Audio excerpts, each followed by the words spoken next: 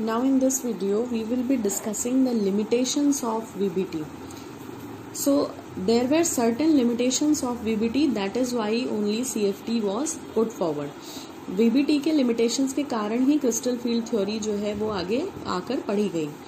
So there are certain examples, यहाँ बहुत important examples हैं जो जिनको VBT explain नहीं करती, या हम ये कह सकते हैं कि VBT के अकॉर्डिंग उनके आंसर्स कुछ और आते हैं और एक्चुअल में उनके आंसर्स कुछ और हैं.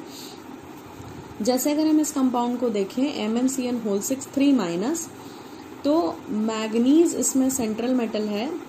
मैग्नीज का एटॉमिक नंबर होता है 25, मींस कॉन्फ़िगरेशन क्या होगा, argon 3d5 and 4s2. So this is the configuration. And if we take out the oxidation state of manganese in this, तो वो आ रही है Mn3+. So Mn3+ के केस में आपके पास बचेगा क्या, आपके पास इलेक्ट्रॉन्स बचेंगे कुछ ऐसे, 3d4 बचेगा और 4s0 बचेगा.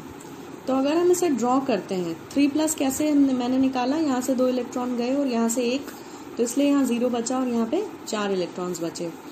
तो अगर हम इसे ड्रॉ करते हैं तो 3D में हमें कितने इलेक्ट्रॉन्स दिख रहे हैं, 4 इलेक्ट्रॉन्स दिख रहे हैं, 1 2 3 और 4. और 4s कैसा है, खाली है. सो ये 3D है, ये 4s है और इसके बाद हमारे पास 4p अवेलेबल होता है, हमें पता है. तो मैग्नीज में हमें ये 4 इलेक्ट्रॉन दिख रहे हैं और हमें पता है कि यहाँ लिगेंड कैसा है, Cn is a strong ligand. So here we have a ligand which is strong. तो हमारे पास स्ट्रॉन्ग लिगेंड है. स्ट्रॉन्ग लिगेंड होने के कारण क्या एक्सपेक्टेड है, एक्सपेक्टेड ये है कि इन इलेक्ट्रॉन्स की क्या हो जानी चाहिए थी, पेयरिंग हो जानी चाहिए. ये पेयरिंग होके सब कैसे हो जाने चाहिए, एक्सपेक्टेड है कि इनकी पेयरिंग हो करके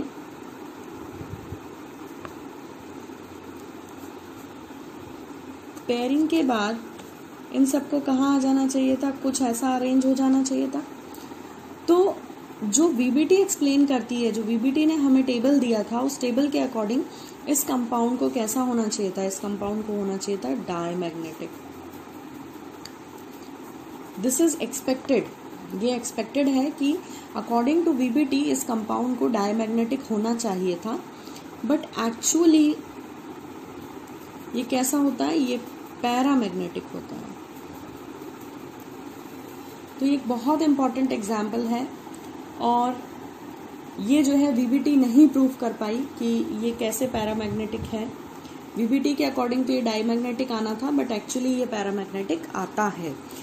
तो VBT की थ्योरी इसके पैरामैग्नेटिक नेचर को एक्सप्लेन नहीं कर पाई. ये पैरामैग्नेटिक नेचर इस कंपाउंड के लिए एक्सपेरिमेंटली प्रूव हुआ. इसके बाद हम सेकेंड कंपाउंड देखते हैं. This is CuNH3 4SO4.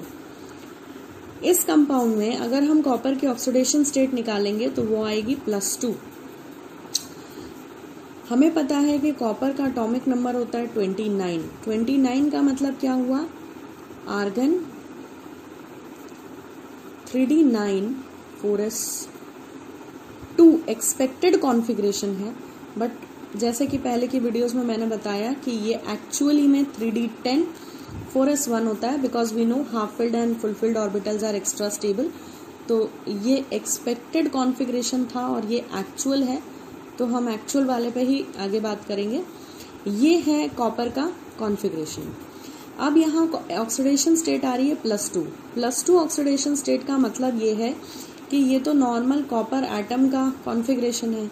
Copper in +2 oxidation state क्या हो जाएगा, ये हो जाएगा आर्गन 3d9 4s0. 2 इलेक्ट्रॉन्स निकालने थे, तो एक 4s से बाहर जाएगा और एक 3d से जाएगा, तो हमारे पास बचा है 3d9 4s0. अगर हम इसे ड्रॉ करके देखते हैं तो हमारे पास सिचुएशन क्या आएगी, 3d में 4s और 4s के बाद 4p होता है, ये भी हमें पता है. तो 3d9 मीन्स 1 2 3 4 5 6 7 8 एंड 9. और 4s में कुछ भी नहीं है, it's vacant and 4p is also vacant. अब ध्यान से देखें, कोऑर्डिनेशन नंबर इस कंपाउंड का 4 है, क्योंकि यहाँ पे 4 अमोनिया या अमाइन लिगेंड्स हैं. तो कोऑर्डिनेशन नंबर 4 में हमें पता है हाइब्रिडाइजेशन या तो sp3 आता है या DsP2 आता है। और जो भी आप अभी तक पढ़ चुके हैं उसके हिसाब से आपको बहुत अच्छे से पता है कि अगर लिगेंड स्ट्रॉन्ग लिगेंड है, अगर लिगेंड स्ट्रॉन्ग है तो हाइब्रिडाइजेशन sp3 होना चाहिए।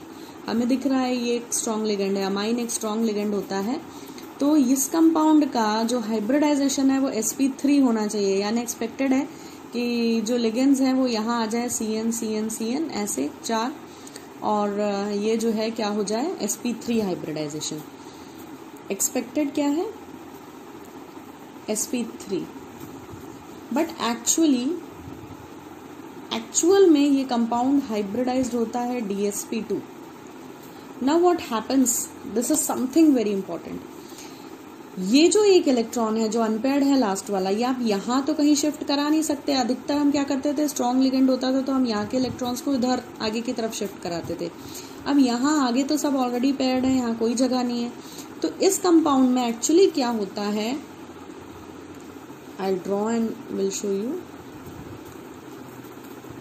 ये है 3D 4s एंड 4p। जो इलेक्ट्रॉन्स यहाँ पर हैं ऑलरेडी 3D में पेयर्ड अप, मैं उन्हें वापस बना देती हूँ। जो आपका 9th इलेक्ट्रॉन है, ये इलेक्ट्रॉन यहाँ जंप करके यहाँ चला जाता है। ऐसा कोई एग्जाम्पल आपने अभी तक नहीं पढ़ा है VBT के हिसाब से। तो ये लास्ट वाला जो इलेक्ट्रॉन है ये 4p के लास्ट ऑर्बिटल में चला जाता है और ये हो जाता है खाली। और अब आप हाइब्रिडाइजेशन देखते हैं क्या बनता है इस कंपाउंड का, DsP2। तो ये क्यों हुआ और ये किस लिए हुआ, इसका कोई थ्योरेटिकल प्रूफ जो है वो VBT प्रोवाइड नहीं करती। एक इलेक्ट्रॉन की शिफ्टिंग आगे की तरफ हमने इधर तो देखी है, पीछे की तरफ 3D में शिफ्टिंग बेयरिंग हमने कराई भी है पिछले एग्जाम्पल्स में, पर ऐसे आगे की तरफ शिफ्टिंग हम पहले इस एग्जाम्पल में पहली बार देख रहे हैं। तो स्ट्रॉन्ग लिगेंड के केस में हाइब्रिडाइजेशन sp3 होना चाहिए, बट होता क्या एक्चुअली DsP2। तो ये एक बहुत बड़ा एक्सेप्शन है और इसका नेचर क्या होगा, एक अनपेयर्ड इलेक्ट्रॉन होने के कारण ये पैरामैग्नेटिक नेचर का होगा। So this example is very important and this is an exception to VBT। और इस DsP2 hybridization in spite of having a strong ligand is not explained by VBT। इस compound को VBT के according sp3 hybridised होना चाहिए था, मगर ये नहीं होता sp3 हाइब्रिडाइज्ड, ये होता है DsP2 हाइब्रिडाइज्ड। तो इसका कोई एक्सप्लेनेशन VBT प्रोवाइड नहीं करती। There are no theoretical written content regarding the explanation of examples of this kind. और ये कंपाउंड जो है वो डीप ब्लू कलर का होता है। हमें सबको पता है कि कॉपर को पानी में डाले तो स्काई ब्लू कलर मिलता है या लाइट ब्लू मिलता है। जब कॉपर के साथ अमोनिया आ जाता है और अमाइन लिगेंड आ जाता है तो वो डीप ब्लू कलर देता है। सो बेसिकली इस DsP2 हाइब्रिडाइजेशन का in spite of having strong ligand कोई एक्सप्लेनेशन VBT के पास नहीं था। तो ऐसे ही बहुत से एक्सेप्शनल केसेस थे, स्पेशली ये दो सबसे ज्यादा इंपॉर्टेंट है जो हमने अभी डिस्कस किए। तो जब इन एक्सेप्शंस का कोई आंसर नहीं था तो इसीलिए आगे थ्योरी आई crystal field theory, which is also called as CFT। I hope these exceptions to VBT are clear. Thank you for watching.